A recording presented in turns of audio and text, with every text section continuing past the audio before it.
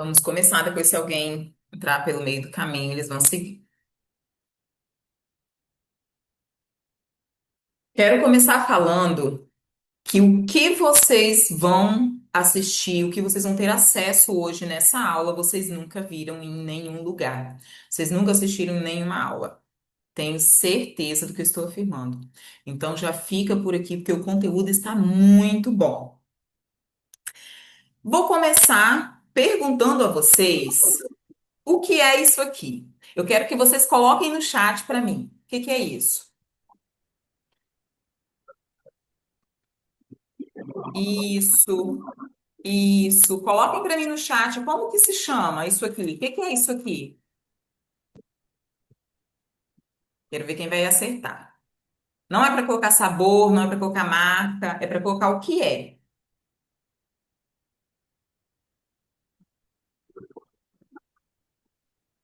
Coloquem aí no chat, meninas. Pacote de bolacha. Aham.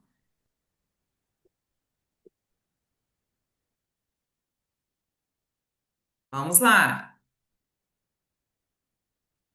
Quem mais gostaria de colocar aí no chat? O que é isso? Realmente, isso aqui e tantos outros são pacotes, certo? Pacote de. Aqui a gente conhece como biscoito, né? Tô vendo aí que alguns conhecem como bolacha, que a gente fala biscoito recheado. Então, olha, tenho aqui um pacote de passatempo, um pacote de amendoim, um pacote de biscoito recheado de uma marca diferente, da marca Renat. Agora eu quero perguntar a vocês aqui, ó, esses dois. Esse é o passatempo da Nestlé e esse aqui é um biscoito recheado da marca Renat. Qual dos dois vocês acham que é mais caro?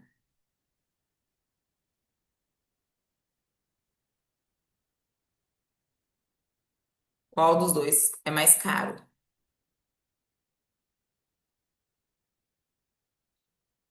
Passatempo, passatempo. Exatamente. Josilene, o que que isso tem a ver com a nossa aula? Tudo. Nós não vamos falar hoje sobre nutrição, dieta, nada disso, tá? Mas isso aqui tem tudo a ver com a nossa aula. Por que que tem tudo a ver? Porque a nossa aula de hoje, o tema dela é protocolo de intervenção. E algo que eu quero trazer para vocês já nesse primeiro momento, para vocês fazerem uma reflexão é: eu vendo protocolo ou eu vendo pacote? Olha só, quando a gente fala na palavra pacote, o que que a gente lembra? De biscoito, de amendoim, de chips, de bala. Não é isso? Um pacote de alguma coisa, certo? Isso é essa mensagem que o nosso cérebro entende quando ele ouve a palavra pacote. Então pensa comigo. Como que eu, psicopedagoga, neuropsicopedagoga, quero oferecer um trabalho de qualidade, quero mostrar valor no meu serviço para a família e ofereço um pacote de sessões? Como que a família vai receber essa informação? Quando eu falar com a família um pacote de sessões, o que ela vai pensar? Do que ela vai lembrar? Será que ela vai achar que é um pacote mais caro ou um pacote mais barato? Será que ela vai pesquisar no mercado por um pacote mais caro ou um pacote mais barato? Olha só, uma comparação que eu quero fazer com vocês que eu achei bem legal. Imagina que vocês vão no salão e lá é oferecido, né, um combo de alguma coisa. Então, um combo não, um serviço específico, por exemplo, para tratamento capilar. Tem um pacote de tratamento capilar, onde vai ser usado o mesmo creme para todo mundo, a mesma hidratação para todo mundo. E tem um protocolo de tratamento capilar, onde os produtos que vão ser utilizados no seu cabelo é específico para o que o seu cabelo precisa. Qual que você vai querer? O pacote ou o protocolo? Eu tenho certeza que você vai optar pelo protocolo, porque ele vai ser específico para o seu cabelo. Talvez o problema que o seu cabelo tem não é o problema que o outro cabelo vai ter. Isso aí, Gil. A gente escolhe por protocolo. Quando a gente ouve a palavra protocolo, a gente já pensa em algo personalizado só pra gente, de acordo com o que a gente precisa. Agora, um pacote parece algo assim para todo mundo. E a nossa intervenção não é para todo mundo. A gente não usa a mesma intervenção com todas as crianças. Mesmo que eu só trabalhe com um público. Por exemplo, eu só atendo TDAH. Ah, eu só atendo autista. Ah, eu só atendo disléxico. Mas para cada criança existe um protocolo de intervenção diferente. E olha só, se uma família entrou em contato com uma psicopedagoga, perguntou o valor a ela, ela falou que o pacote dela de 10 sessões era X valor. Se você falou pacote, ela vai pensar logo em algo comum para todo mundo, certo? Aí ela vai te ligar. Qual é o valor do seu pacote, Gil? Aí a Gil fala assim: Dona Josilene, o valor do meu protocolo de intervenção para sua criança é X. Ela já vai falar assim: opa, peraí, que a outra falou um negócio de um pacote e essa aqui já tá falando protocolo. Deixa eu entender melhor o que que é isso. Protocolo vai ser algo especializado para o filho dela. Não vai ser um pacote onde ela fica. Você não vende pacote onde elas ficam comparando o preço, qual que é mais caro, qual que é mais barato, qual que é a marca mais famosa, qual que não é. Você vende um serviço de excelência. Então, comece oferecendo o seu serviço de excelência de uma forma assertiva. Essa chave virou para mim em um momento que, assim, eu estava tendo muitas desistências, as famílias faziam primeira sessão, às vezes até fazia avaliação e tal, depois, né, saía e tal, e eu precisei fazer alguns ajustes das minhas rotas. E um desses ajustes foi trocar o nome de pacote para protocolo. A família começou a ver o valor do meu trabalho quando eu comecei a oferecer protocolos de atendimento e não pacotes. Quem não sabia disso, quem virou a chave aí agora, quem teve um insight, falou assim: caramba, Josilene, nossa, eu não sabia dessa informação. Se fez sentido para você, coloca aqui para mim que a chave virou para você, porque eu gostaria muito de ver depois aqui no chat quem não sabia dessa informação, quem ainda não fazia dessa forma e que gostou dessa ideia de já começar se posicionando, mostrando o valor do seu trabalho, mostrando que você faz protocolos de intervenção e não pacotes de intervenção. Depois eu quero olhar o chat de vocês, porque sinceramente, para mim fez muito sentido. Para mim, quando eu entendi que o que eu oferecia, quando eu oferecia era protocolo e não pacote, foi virada de chave, gente. Sinceramente, foi virada de chave pro meu posicionamento. Tá? Por isso que eu achei tão importante trazer essa informação para vocês no início da aula. Eu tenho certeza que quem não usa ainda, quando começar a utilizar esse termo, também vai ver valor no seu trabalho, vai ver como que as famílias entendem melhor o seu trabalho quando você fala, né, dessa forma. Então, a nossa aula de hoje, o tema dela é protocolos de intervenção. Então, vamos lá. Sei que vocês já estão ansiosos, né, pela intervenção. Mas a gente precisa começar do início. Como assim? Para mim pensar numa intervenção, eu preciso pensar em todo o processo que a criança vai fazer comigo, certo? E a primeira parte desse processo é o primeiro contato com a família. Então a família entra em contato com a gente marca a primeira consulta, né? Ou a primeira sessão, como vocês gostam de chamar, para saber de fato qual é a queixa da família. Antes de começar a falar, eu queria que vocês colocassem aqui para mim. Quando a família chega para vocês, chegam com qual queixa? Eles chegam querendo resolver que problema? Coloca para mim no chat para eu dar uma olhada e conseguir saber aqui se a gente tem mais ou menos as mesmas queixas.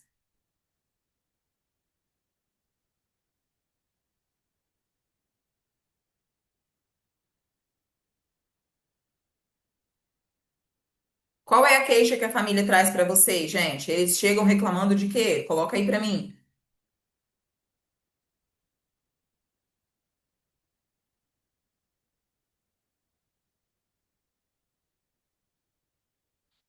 de aprendizagem, português e matemática. Uhum. O que mais? Chega queixa aí de desatenção, hiperatividade, planejamento, controle inibitório, memória. Chega essas queixas para vocês?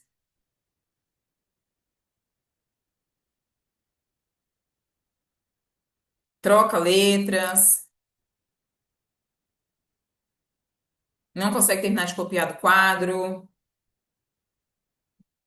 atraso na leitura, escrita, questão comportamental. Aham, perfeito, perfeito. O que que eu quero trazer aqui para vocês? A família, né? Ela tem uma criança que está inserida numa escola e essa criança começa a não conseguir acompanhar o desenvolvimento da turma. Logo a escola chama essa família, fala: olha, seu filho não está conseguindo acompanhar, não termina no prazo, começa a copiar, não consegue terminar, anda o tempo todo, se mexe muito nas cadeiras, se distrai com facilidade, enfim, todas essas queixas que eles trazem pra gente. E aí, essa criança não está conseguindo aprender no mesmo ritmo da turma, está ficando atrasada. O que que a família faz? A família vai e leva essa criança para um reforço. Às vezes, nem acontece no primeiro e no segundo ano, tá? Às vezes, isso vai acontecer lá no terceiro, quarto, quinto ano. A família vai e procura um reforço escolar. E aí, essa criança fica um tempo no reforço. Ela até avança um pouco, mas não o tanto que precisava para conseguir acompanhar a turma, para conseguir desenvolver a leitura e a escrita. E aí, o que que acontece? A escola continua reclamando, a família percebe que essa criança continua com dificuldade, e o que que ela faz? Opta por procurar um profissional especializado. Às vezes até a própria escola orienta, né? Olha, a gente orienta que a senhora procure, né, um especialista, um neuropsicólogo, um neuropsicopedagogo, um psicopedagogo que vai tratar dessas questões, que ele não está aprendendo, né? Já está no quarto ano, não sabe ler, já está no quinto ano, não sabe ler, né? Isso mesmo, Paula. Só quando não atinge nota. Eu vou falar assim, a maioria dos casos, as famílias só procuram depois que já passou o período de alfabetização escolar.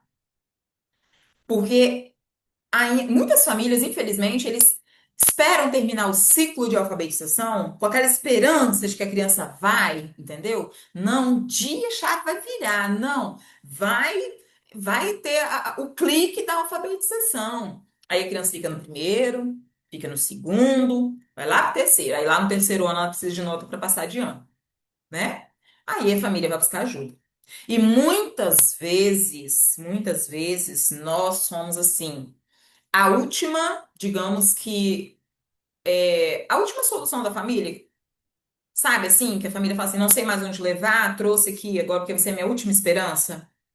Às vezes é isso que acontece, nós somos a última esperança da família. Principalmente quando essa criança já está lá no sexto ano, sétimo ano e não sabe ler ainda, tá? E às vezes ainda nem culpa da família, às vezes a família até correu atrás antes. Só que com profissionais desqualificados, com profissionais que não eram para aquele momento, né, para aquela criança. E aí a criança ficou sem aprender a ler e escrever. Por que que eu estou trazendo isso para vocês? É muito comum que nós, profissionais, quando a família chega para a gente assim, olha, eu trouxe meu filho aqui porque ele não está conseguindo acompanhar a turma. A professora falou que ele não consegue terminar de copiar do quadro, que ele anda o tempo todo, que ele se distrai. Nossa, se passar um mosquito, ele já fica olhando para o mosquito, não consegue prestar atenção. E que numa atividade escrita ele não consegue fazer sozinho, que ele precisa de ajuda o tempo todo. Ou então, assim, ele nem está querendo ir mais para a escola, porque ele já percebeu que os colegas sabem e ele não, que ele ficou para trás. A família chega com esses relatos. E o nosso erro está em pensar assim, ah, então já sei, vou trabalhar planejamento, memória, controle inibitório, mas Se essa criança não está alfabetizada ainda, por mais que a família nos dê essas informações, nos traga essa informação de que a criança tem todo esse prejuízo no comportamento, né, na memória, enfim, apesar disso, desses sintomas, né, digamos assim, se essa criança não está alfabetizada, o nosso foco precisa ser a alfabetização. Vocês sabem por quê? A família pode até não te falar, mas se o filho dela está lá no sexto ano, sétimo ano, não sabe ler ainda, o que ela quer é que ele aprenda a ler. É só isso que ela quer. A família não procura gente para estimulação cognitiva, não, tá? Raro, raro a família que te procure para uma estimulação cognitiva, onde essa criança não tem prejuízo na leitura e na escrita. É raro. Ela só vai te procurar se esses sintomas desses transtornos impactarem diretamente a aprendizagem escolar, principalmente a alfabetização. Aí a família vai te procurar. Se não impactar, ela não vai te procurar, não. Tá? Muito difícil. Eu, de toda a minha trajetória, eu só tive um paciente que me procurou, porque. Um paciente, uma mãe, né, me procurou, porque era uma criança muito hiperativa, não teve problemas relacionados, não tinha na época problemas relacionados à alfabetização, ele era segundo ano, mas devido ao comportamento, ele ia precisar fazer uso de medicamento. Então, a mãe optou por fazer uma intervenção para ver se a gente conseguia manter ele sem medicamento. Foi o único caso.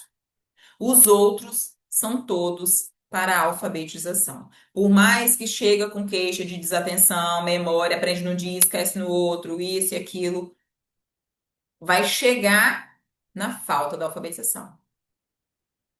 Pode ter diferentes transtornos. O problema é a alfabetização. Então, a família, ela está nos procurando para alfabetizar aquela criança. No início da minha carreira, e isso não é culpa da gente não pensar dessa forma, tá? De que a gente tem que trabalhar a estimulação cognitiva, né? Desses sintomas que a família trouxe pra gente. No início da minha carreira, eu fiz uma mentoria, né? Porque a gente faz a pós-graduação, não aprende a atuar, precisa fazer uma mentoria para poder atuar. E assim eu fiz. E aí, quando eu fiz essa mentoria, minha mentora, ela falou que a gente não podia alfabetizar. Olha, neuropsicopedagogo não alfabetiza. Neuropsicopedagogo trabalha estimulação cognitiva. Você vai estimular todas as áreas que envolvem aprendizagem escolar para que essa criança consiga aprender. Você vai abrir a mente dela, vai expandir, né, para que ela consiga aprender melhor na escola. E quando eu questionava sobre, tá, mas e quem vai alfabetizar então? Ah, isso aí você vai encaminhar para o reforço escolar. Assim eu fiz, né? Foi a orientação que me foi dada. Eu estava no começo de carreira, eu não sabia direito como funcionava. Assim eu fiz. Subloquei uma sala e fui para lá atender.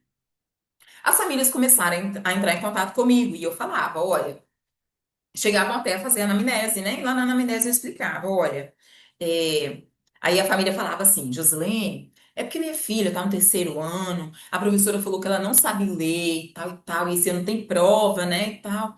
E aí eu, né, com todo jeitinho, olha, mãe, não, sua filha vai aprender sim, ela tem capacidade para aprender. Eu vou trabalhar com ela, estimulação cognitiva, tá? Então eu vou estimular todas as áreas, né? Vou avaliar ela, vou ver quais são essas áreas, né, que estão prejudicadas e vou fazer essa estimulação para que consiga abrir a mente dela para ela conseguir ser alfabetizada. Mas aplicar atividades de alfabetização em si, eu não posso, porque não é a minha função. O que que a família fazia? Ah, então tá. Eu vou fazer assim então. Vou ver com meu marido e depois eu te falo. Gente, juro pra vocês, não foi uma vez só que isso aconteceu. Eu fiquei 3 meses sem nenhum paciente. 3 meses.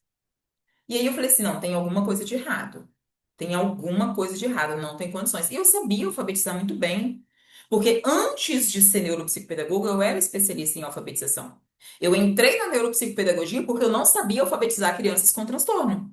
E aí eu fiz a neuropsicopedagogia, entrei para esse meio porque eu queria aprender a alfabetizar todas as crianças, independente se tinham transtornos ou não. E aí eu sabia alfabetizar e eu comecei a me questionar, eu falei, mas por que que eu não posso alfabetizar se eu sei o que que eu tenho que fazer? O que que tem de errado nisso, né? Não existe uma forma. E aí pesquisava de um lado, pesquisava do outro e não achava nada. E eu com medo de falar que eu alfabetizava, assim, tá fazendo alguma coisa de errado. E eu comecei a me informar, fui um pouco mais a fundo nas pesquisas e vi que não tinha nada que impedia a gente de alfabetizar, desde que você soubesse fazer o processo. E aí eu falei assim, tá, então eu vou falar agora que eu alfabetizo, vou ver no que isso vai dar. Depois que eu tomei essa decisão, a primeira família que entrou em contato comigo chegou com a queixa, né? Olha, a professora falou que ela se distrai muito dentro da sala, né? E aí ela não consegue terminar de copiar e tal, não desenvolveu isso, não desenvolveu aquilo, fica perdida, perde muitos materiais escolares, o tempo todo tem que ficar procurando onde está a borracha, onde está o lápis.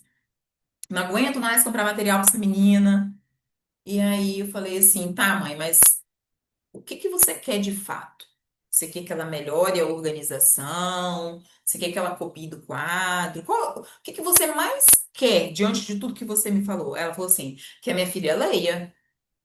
Eu falei, então é ótimo, é isso que eu vou fazer. Vou fazer a sua filha ler.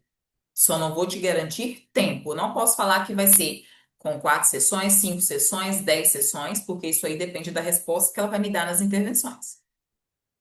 Mas eu vou fazer o possível para sua filha aprender a ler. Ah, é isso que eu quero. Olha só, a mãe não estava ali buscando um diagnóstico. Ela não queria que eu fizesse uma avaliação para levantar hipóteses diagnósticas. Ai, mãe, eu vi que na avaliação que sua filha pode ser dislexa, que sua filha pode ter, né? Que sua filha apresentou sintomas de TDAH durante a avaliação, que sua filha apresentou isso, apresentou aquilo. A mãe não tá ali para isso. A mãe tá ali para ouvir você falar assim: ótimo, mãe, eu vou te ajudar com esse problema. Eu vou alfabetizar a sua criança. Eu vou fazer o meu melhor para alfabetizar essa criança, a sua criança.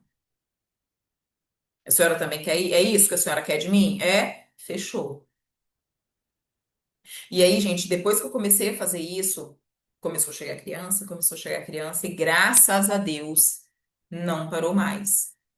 E eu fui me especializando, e por isso eu estou hoje, né, aí focada no sintoma da dislexia e da alfabetização clínica. Por quê? Porque eu cheguei à conclusão de que a dislexia era o único transtorno que realmente atrapalhava ali a alfabetização da criança, impactava na alfabetização da criança. Porque quem tem dislexia aprende de uma forma diferente, precisa de estímulos diferentes relacionados à alfabetização. Então, foi o transtorno que eu escolhi para focar, para estudar melhor, para me especializar, para ser reconhecida, né, como uma especialista na área. Então, o nosso erro está em focar na estimulação cognitiva quando de fato essa criança precisa ser alfabetizada no primeiro momento. É por isso que muitas vezes eu converso com vocês e vocês falam assim, Joslene, minha criança está travada na alfabetização. Já estou com essa criança não sei quanto tempo, ela não destrava. Qual é o seu foco? Qual é o seu direcionamento? Se a família chegou para você com uma criança que não está alfabetizada, o primeiro passo é alfabetizar. O primeiro, alfabetizar. Josilene, mas então não precisa trabalhar a estimulação cognitiva? Precisa, precisa, atrelado à alfabetização clínica. Porque se a família te procurou porque ela quer que essa criança seja alfabetizada, quando você começar a estimular essa criança e ela começar a ser alfabetizada, a família vai ver que você realmente é uma profissional de qualidade. Que você está entregando aquilo que você falou que ia entregar. E aí ela não vai pensar 2 vezes para renovar um protocolo com você. Ela não vai pensar 2 vezes para te indicar para uma mãe que está lá também com uma criança que não está aprendendo. Assim como acontece comigo. Vira e mexe, eu recebo aqui uma família que fala assim. Ah, Josilene, eu conversei com fulana, que é minha amiga, minha vizinha, uma professora lá da escola, uma mãe lá da escola, e ela me indicou você, porque ela falou sim, que você alfabetizou o filho dela e tal.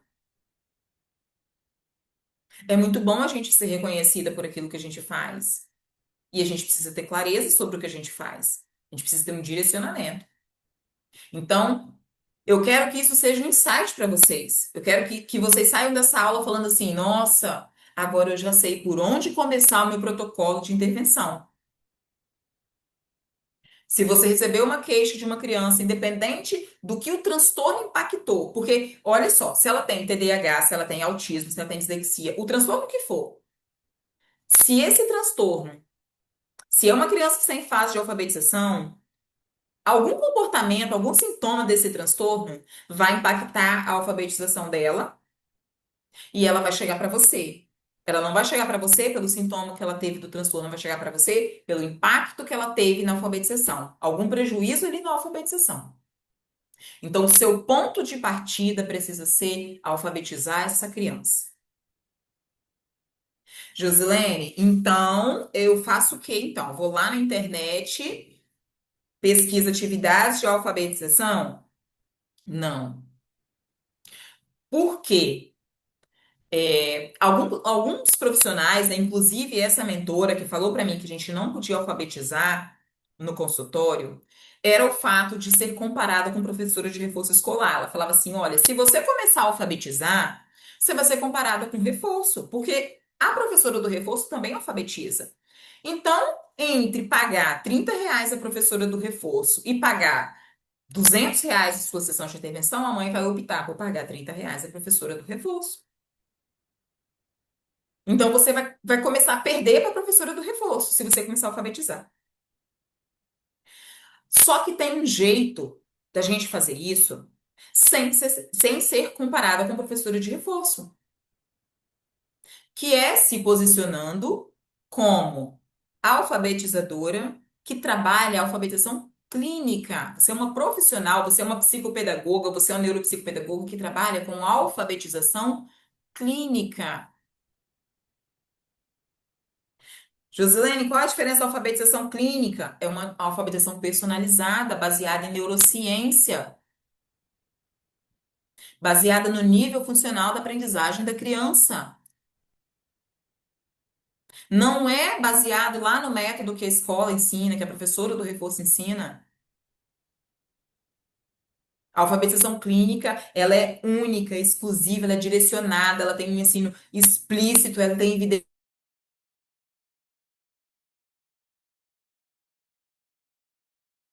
ali na alfabetização.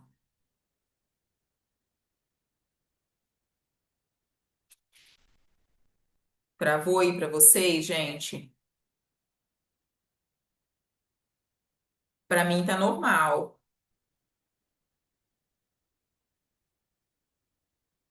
Coloca para mim no chat se travou para mais alguém. Gil que tá aí, coloca para mim se travou, Gil.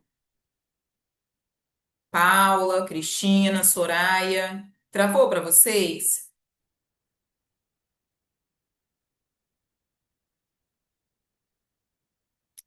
Não sei, minha internet tá normal aqui. Soraya travou e voltou? Perfeito, perfeito. Vou continuar aqui então meu raciocínio. Então, não é a gente alfabetizar de qualquer jeito, com aquela alfabetização que é oferecida na escola. Não é. É uma alfabetização especializada para atendimento em consultório, atendimento individualizado. Josilene, mas eu atendo a domicílio, então não serve para mim? Serve, serve. Quando a gente fala em consultório, porque, né? A maioria do público, pelo menos aqui que eu direciono minhas mentorias e minhas formações, trabalha em consultório. Então, às vezes, vão me ouvir falar assim, porque é a maioria do meu público. Mas quem trabalha também a domicílio, funciona da mesma forma. É uma metodologia. É um passo a passo ali que você tem que seguir da alfabetização. Certo? Porque não tem como, gente. Olha só, raciocina aqui comigo. Você recebeu uma criança que, no fundo, a família só te procurou porque ela não aprendeu a ler. A família, essa criança já está lá no quarto ano, ou seja, ela já passou da fase de alfabetização. A mãe já levou no reforço, ela já fez reforço, não avançou. Aí a família te procura. Aí você vira para a família e fala que você vai fazer estimulação cognitiva nessa criança, mas que você vai indicar uma professora de reforço porque, né, a alfabetização você não trabalha.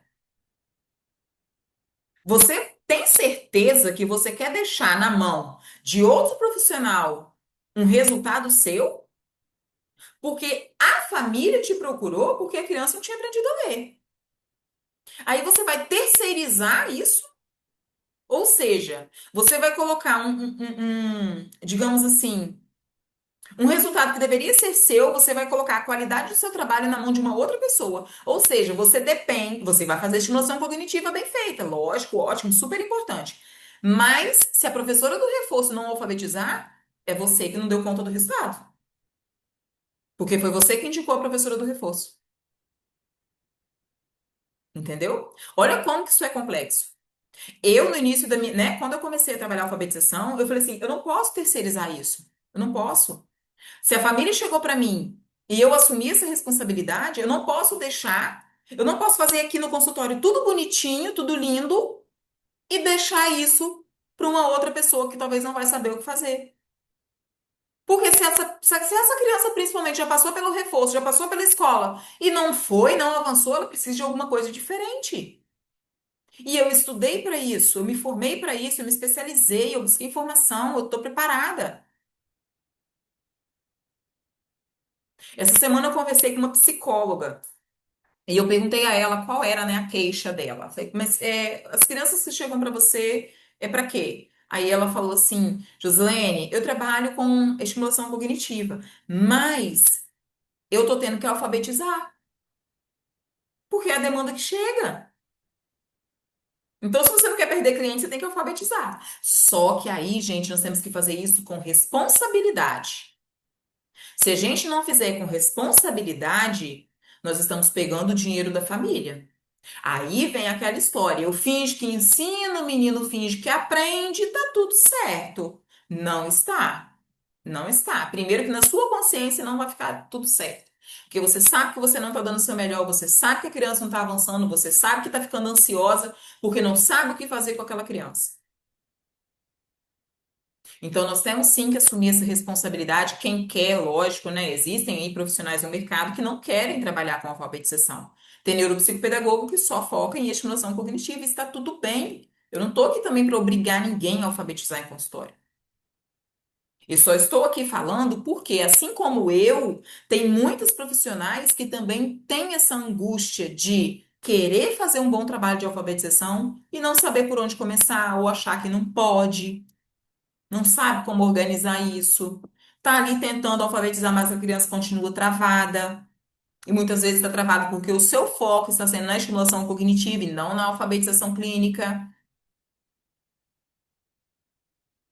Então, para quem quer, para quem gosta, né, de alfabetizar, para quem quer trabalhar com isso, oferecer esse serviço, você precisa ter uma clareza sobre essa alfabetização que você vai oferecer no consultório.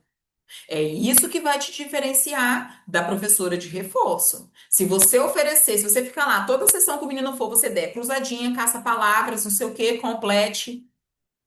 É a mesma coisa que a professora do reforço deu. Então, na alfabetização clínica, existe um passo a passo, existe um protocolo, existe certinho ali o que você tem que fazer em cada momento da sessão para que você consiga trabalhar a estimulação cognitiva que essa criança precisa e que você consiga alfabetizá-la ao mesmo tempo. Aí sim, você alfabetizou, ótimo. Aí você já pode depois, num outro protocolo, você foca em estimulação cognitiva e nos sintomas do transtorno que está prejudicando essa criança aí em algum comportamento que ele tenha.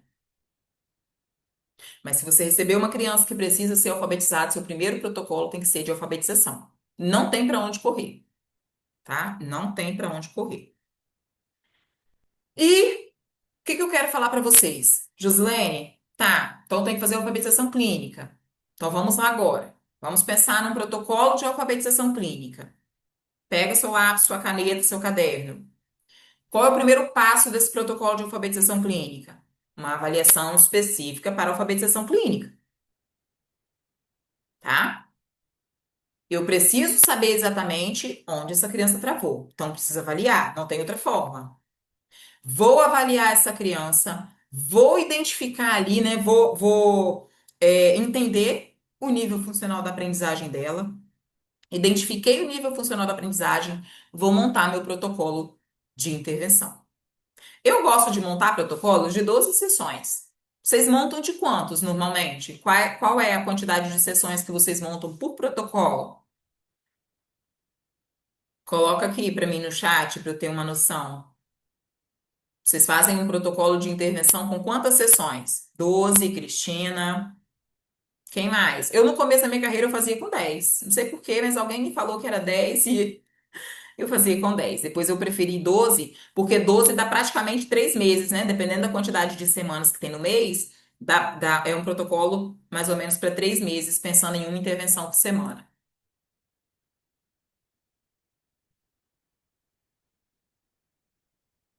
Então é isso aí, ó. Avaliei, identifiquei o nível funcional da aprendizagem, montei meu protocolo de intervenção, com 12 sessões ou com a quantidade de sessões aí que vocês estão acostumadas a fazer.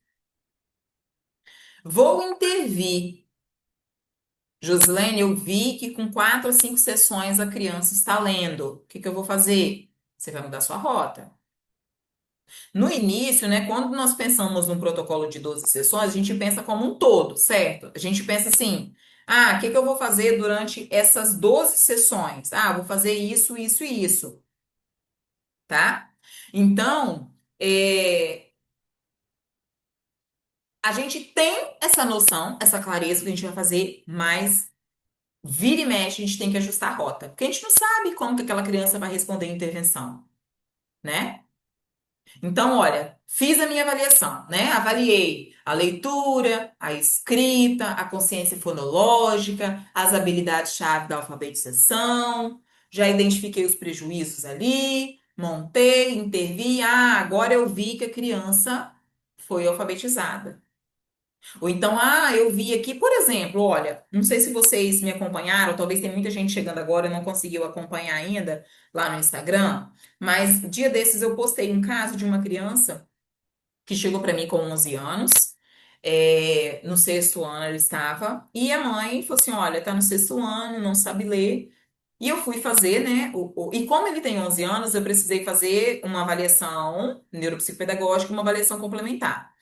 Fiz uma avaliação com todos os testes, né, as licenças aí, os testes restritos, tudo que a gente tem direitinho, para levantamento de hipótese diagnóstica, porque com 11 anos ele já pode receber um laudo de dislexia, né? Então ele tinha a idade para receber esse laudo. A mãe já tinha buscado a intervenção, então o ideal, né, é que uma criança, para ela receber um laudo de dislexia, ela tenha mais de 9 anos e ela tenha passado aí por no mínimo 6 meses de intervenção especializada. Então, ele tinha idade e já estava buscando a intervenção.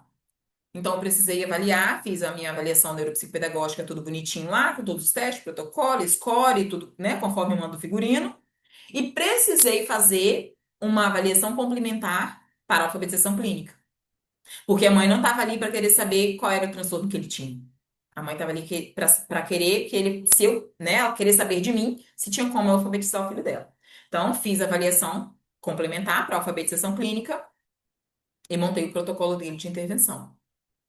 Gente, esse sim foi o caso mais rápido que eu tive de alfabetização, tá? Tô falando para vocês não acharem assim que, ah, então o seu método é uma mágica, não é nada disso. Ele foi alfabetizado em 6 sessões. Exatamente. Na sétima, eu já vi ali que tinha algo diferente na realização da atividade que ele estava e eu reavaliei, porque eu gosto de fazer o monitoramento.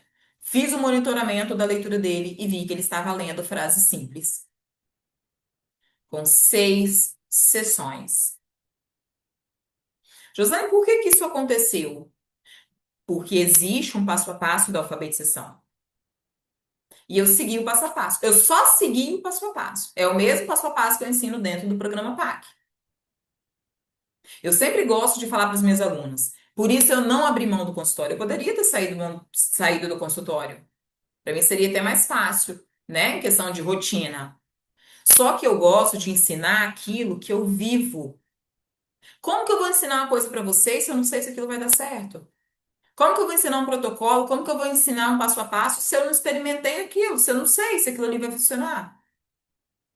Então eu gosto de ensinar aquilo que eu já vivenciei, aquilo que eu já apliquei, aquilo que eu vi que deu certo. Por isso eu não abri mão do consultório. Então, o que eu fiz com essa criança em 6 sessões é exatamente o que eu ensino a fazer dentro do programa PAC. E na sétima sessão, eu tomei a leitura dessa criança e vi que ele estava lendo a frase simples. Eu até gravei, e aí no final da sessão eu chamei a mãe. Gente, os olhos da mãe lacrimejando, com aquele sorriso no rosto, não tem preço isso, não tem valor que paga essa sensação que a gente sente. Essa sensação de que eu tô no caminho certo, sabe? Dever cumprido.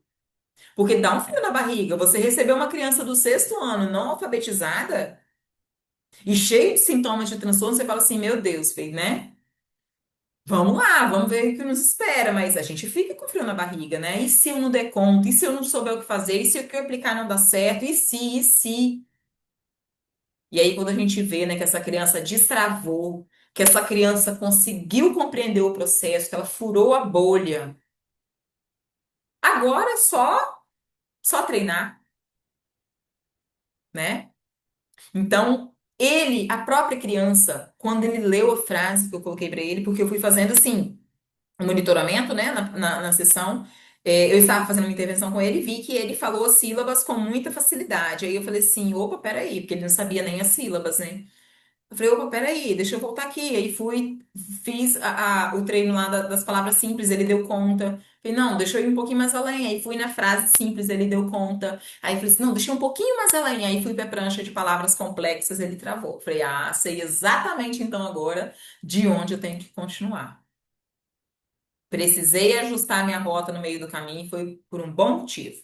Foi para avançar, graças a Deus.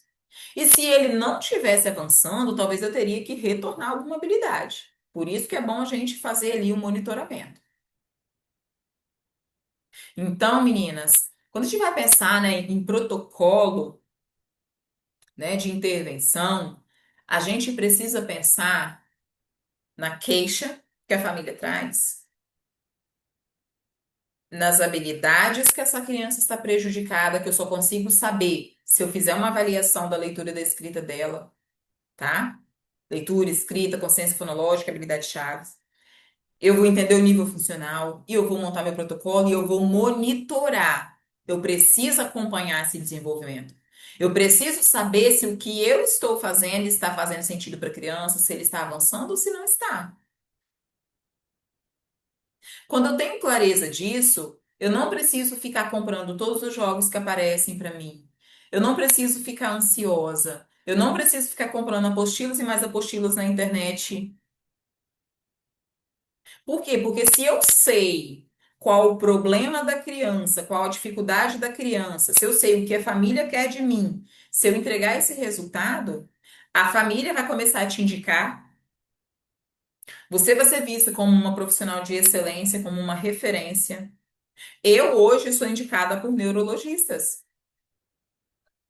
Os neurologistas, eles chegam para as mães chegam para mim com encaminhamento do neurologista escrito assim: indico para neuropsicopedagogo especialista em alfabetização clínica ou especialista em dislexia. Aí abre um parênteses e põe assim: Josilene Celeste.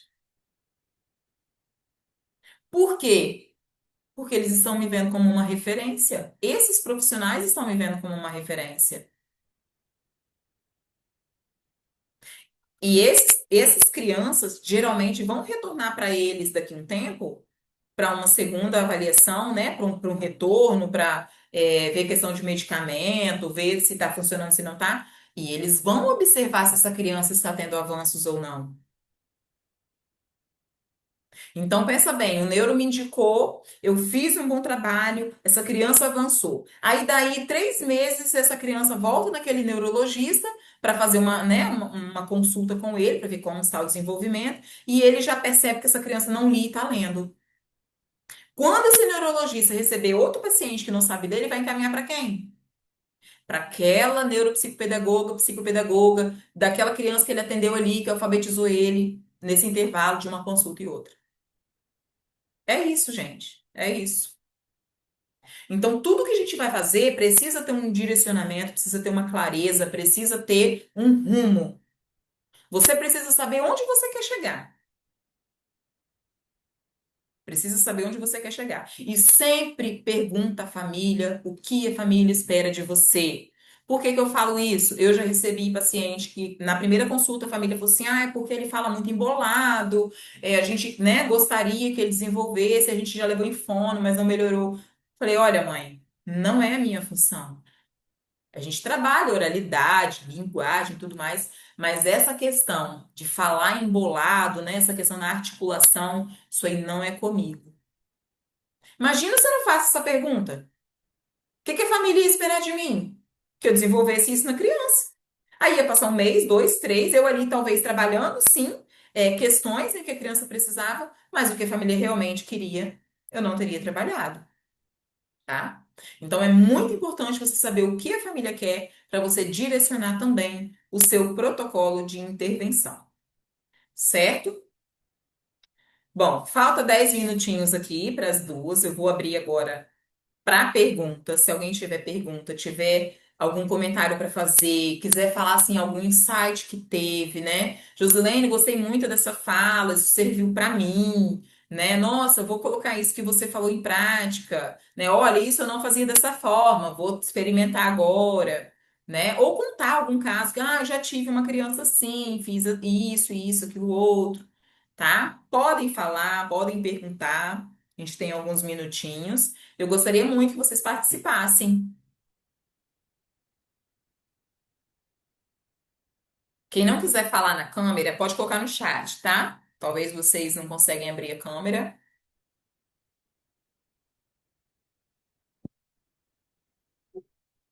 Nossa, gente, vocês não gostaram de nada da aula? Nem um comentáriozinho assim sobre como foi? Deixa eu ver aqui no chat se tem alguma pergunta.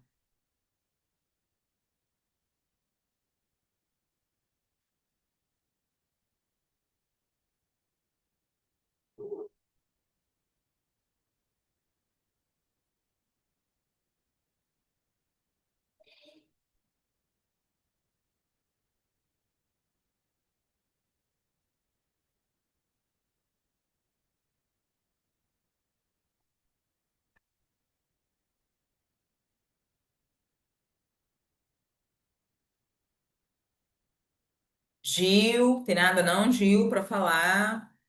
Eu vi que vocês colocaram aqui, né, da colocação do início da aula, né, sobre a diferença entre protocolo e pacote. Legal. Estou acompanhando uma criança, sim, desse mesmo jeitinho que você falou. Estou tendo muita dificuldade com ela, pois a mesma apresenta muita resistência. Ela não para quieta um minuto. Gil, sabe uma coisa que eu vou te falar? Talvez você já até fez, né? Mas eu vou te falar como que funcionou comigo. Eu já tive uma criança assim também que me dava muito trabalho em relação ao comportamento, né? O que que eu fazia? Eu colocava música. Na verdade, nem é música, aqueles fundo musical de água, barulhinho de água, sabe? Que acalma, que relaxa. Eu pesquisava até assim lá no YouTube, música para relaxar, música para acalmar. Eu colocava na sala, levava uma caixinha de som, deixava em cima do meu armário e ficava ali aquele barulhinho, tá? Já era uma coisa. Borrifava na sala. Aquele cheirinho, né, que a gente gosta de colocar para ficar um ambiente bem gostoso, eu colocava de lavanda, que também ajuda a acalmar. Outra coisa que eu fazia, antes de começar a minha sessão, a primeira coisa, né, que eu fazia era uma meditação com a criança. 1 minuto. Não era mais que isso, porque ela não ficava. 1 minuto. Como que era essa meditação? Ela fechava os olhos e ela precisava prestar atenção em tudo que ela conseguisse ouvir. Ela tinha que ficar 1 minuto de olhos fechados, aquilo parecia que era uma eternidade, né? Mas isso aí já fazia a criança dar uma parada, sabe? Acalmar um pouquinho. E eu tinha também alguma resistência dela, mas era em relação, não sei se é a sua realidade, mas ele queria pegar, era um menino, ele queria pegar tudo quanto é coisa que tinha no armário. E aí eu precisava, né? Eu tinha o meu foco da intervenção daquele dia. Então, eu não podia deixar ele pegar qualquer jogo que tinha ali dentro.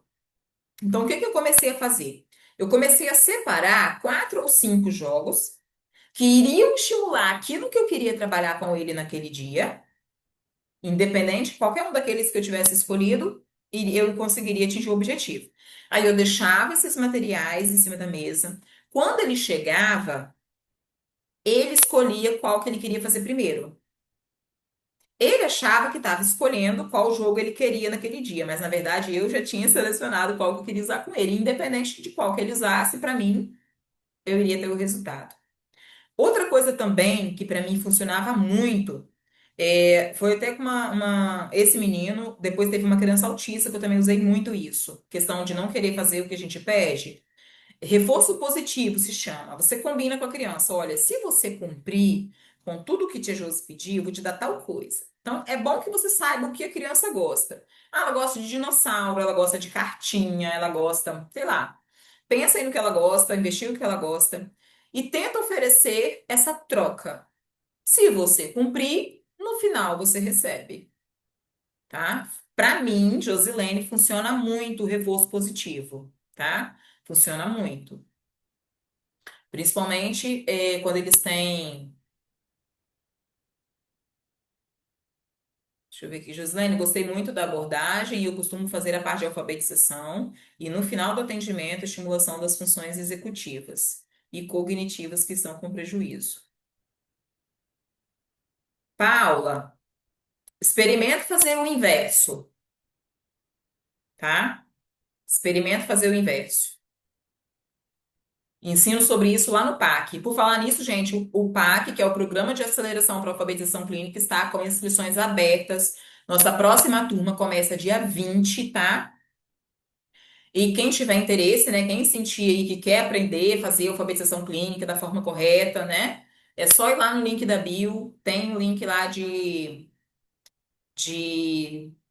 nossa, me fugiu a palavra agora. Lista de espera, tá? Quem também quiser pode colocar lá no grupo VIP, sim, preciso do link da lista de espera do PAC. E aí vocês colocam lá como priorizar, tá? Porque não é todo mundo que faz a inscrição na lista de espera que é selecionado, não, tá? Existe uma quantidade de vagas, porque durante o PAC tem um momento que é comigo, né? Só a aluna e eu.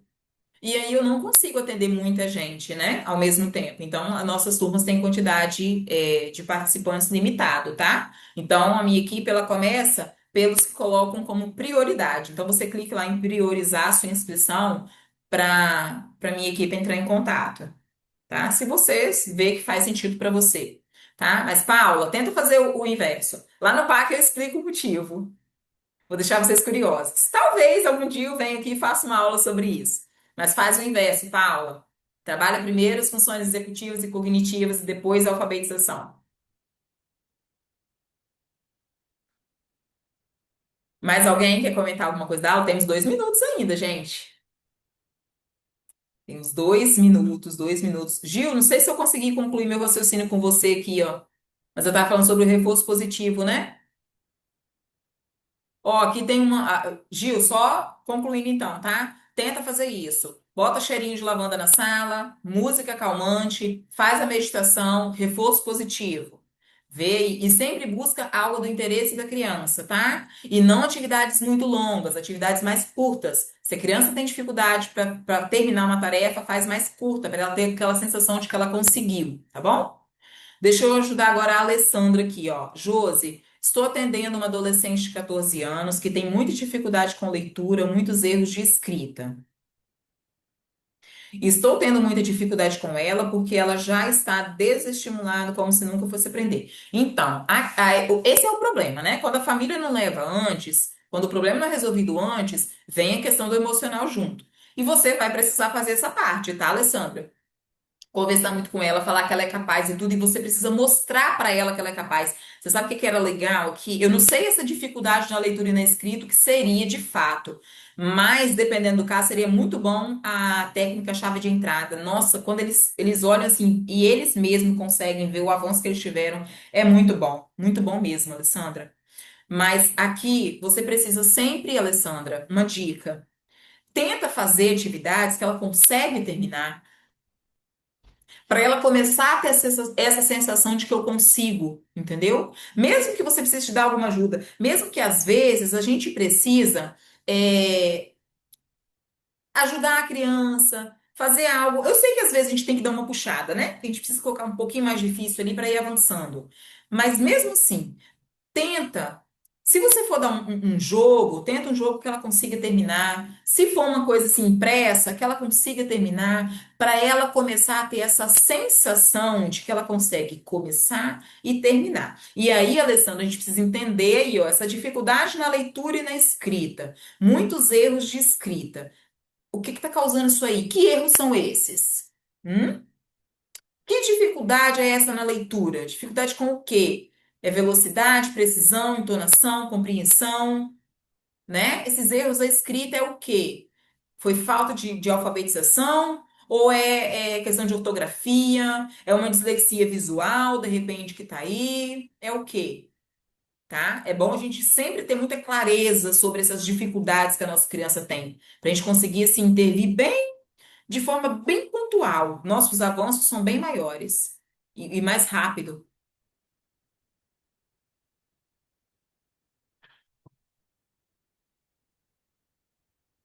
Tem mais alguma pergunta aqui que eu deixei passar?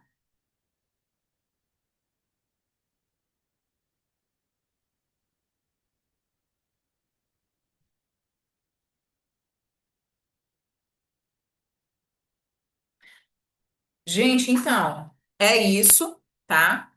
Eu espero que vocês tenham tido aí muitos insights, muitas ideias, muita clareza, muito direcionamento, tá?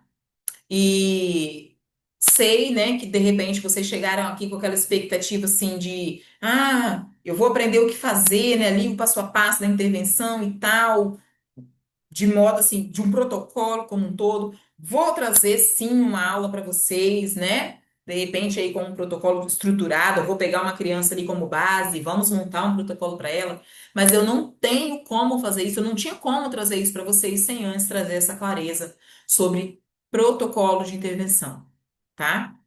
Então, fiquem todos com Deus. Assistam essa aula mais vezes, porque vai ficar disponibilizado o link. Podem assistir quantas vezes quiser, pode compartilhar com a amiga, tá? E para quem sentir que faz sentido, entra lá no PAC para você aprender a alfabetizar com segurança, tá bom? Fiquem todos com Deus, tenham uma excelente semana, um excelente final de semana e até a próxima.